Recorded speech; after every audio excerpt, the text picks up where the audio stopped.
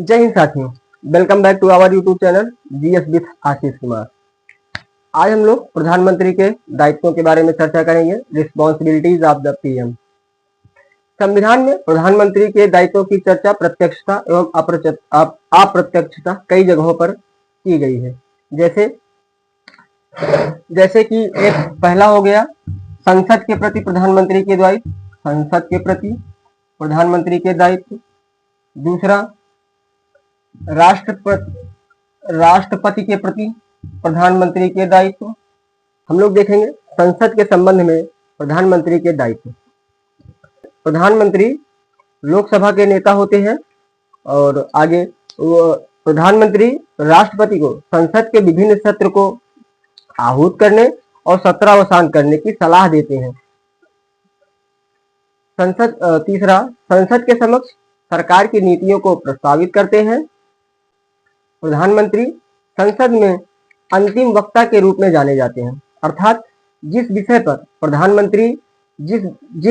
पर प्रधानमंत्री वक्तव्य या अभिभाषण देते हैं वह विषय वहीं पर समाप्त हो जाता है, उस पर आगे चर्चा नहीं की जाती है। इसीलिए प्रधानमंत्री को संसद का अंतिम वक्ता बोला जाता है।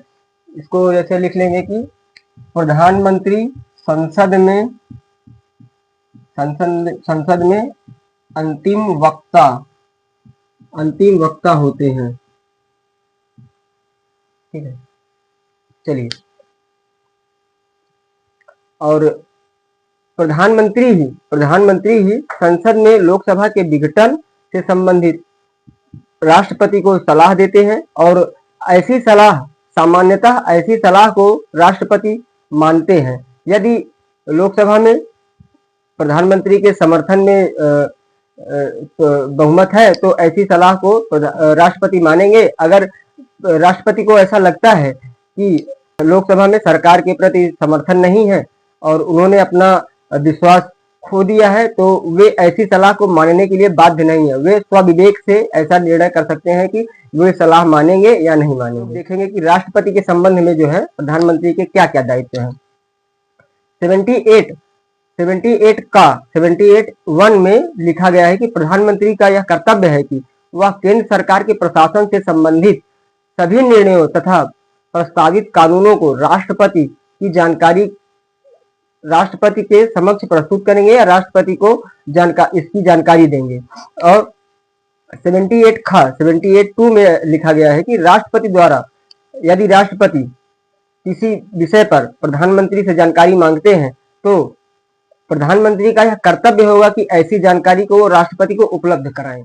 आर्टिकल 78(3) अनुच्छेद 78 में राष्ट्रपति को यह विशेषाधिकार दिया गया है कि यदि किसी मंत्री ने किसी विषय पर निर्णय ले लिया हो और उस विषय पर मंत्रिपरिषद में चर्चा न की गई हो तो राष्ट्रपति प्रधानमंत्री से कहलवा करके उस विषय को मंत्रिपरिषद के मध्य रखवाएंगे और उस विषय पर विचार विमर्श करवाएंगे। प्रधानमंत्री का यह कर्तव्य होगा कि वो इस विषय को मंत्रिपरिषद के समक्ष रखें और उस पर विचार विमर्श करें।